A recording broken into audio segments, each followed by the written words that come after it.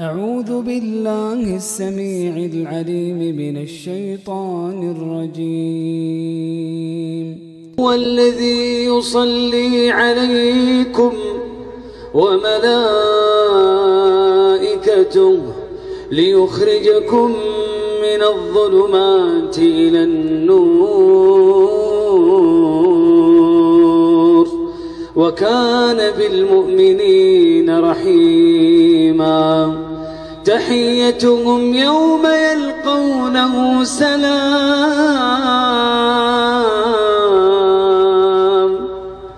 تحيتهم يوم يلقونه سلام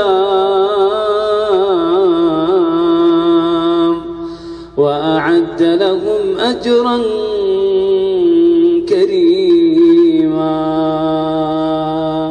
إخواني في الله، والله لو طبقنا هذه الآية: يا أيها الذين آمنوا اذكروا الله ذكرا كثيرا وسبحوه بكرة وأصيلا، لنلنا الجوائز من الله. هو الذي يصلي عليكم، والصلاة من الله لك، الثناء لك عند جبريل.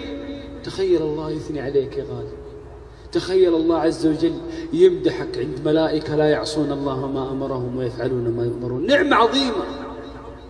وملائكته،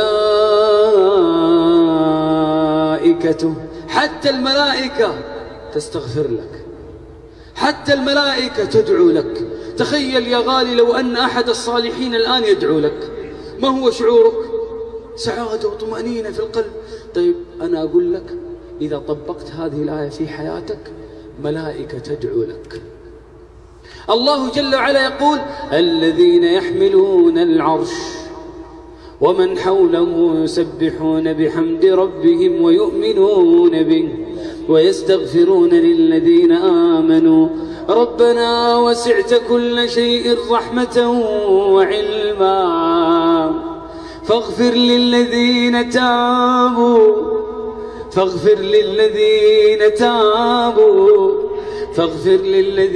تابوا واتبعوا سبيلك وقهم عذاب الجحيم. ثم قال ربي بعدها: ليخرجهم من الظلمات إلى النور.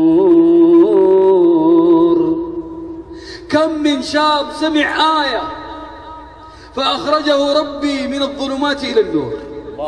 الفضيل بن عياض يا أخواني كان يريد السرقة، كان يريد أن يسرق. شوف كيف بركة القرآن. فسمع رجل يقرأ كلام الله: ألم يأن للذين آمنوا أن تخشع قلوبهم لذكر الله وما نزل من الحق. ماذا قال الفضيل بن عياض؟ قال وهو يسرق: بلى قد آن، بلى قد آن، بلى قد آن. صدق ربي عندما قال: ليخرجكم من الظلمات إلى النور وكان بالمؤمنين رحيما. انظر إلى بركة القرآن وإلى بركة تطبيق هذه الآية في حياتك. وين توصلك؟ وين توصلك؟ الله عز وجل قال بعدها: تحيتهم يوم يلقونه سلام. تحيتهم يوم يلقونه سلام. الله يسلم عليك. تحيتهم يوم يلقونه سلام وأعد لهم أجرا كريما. صدق الله عندما قال: والله يدعو إلى دار السلام ويهدي من يشاء إلى صراط مستقيم. صدق ربي عندما قال: لهم دار السلام عند ربهم وهو وليهم بما كانوا يعملون. والله متى العبد استقام بشره ربي بعدها بدار السلام. إن الذين قالوا ربنا الله، يا توحيد، علق قلبه بالله. إن الذين قالوا ربنا الله ثم استقاموا فلا خوف عليهم ولا هم يحزنون. شوف هذه الاستقامة وين توصلهم. أولئك أصحاب الجنة خالدين فيها جزاء بما كانوا يعملون. حياتي مع الله أجمل، مع الله تحلو الحياة، وقلبي إليه تبتل صياما دعاء صلاة. علق قلبك بالله.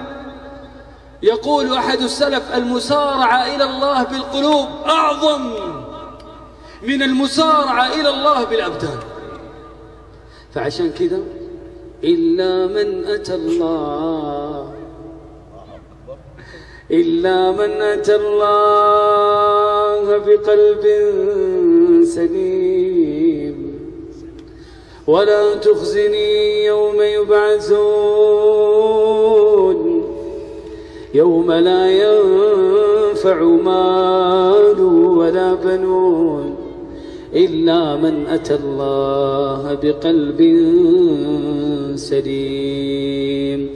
انظر وتمعن وتأمل ماذا يقول الله عز وجل مادحا إبراهيم: وإن من شيعته لإبراهيم إذ جاء ربه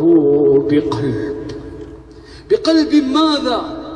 وإن من شيعته لإبراهيم إذ جاء ربه بقلب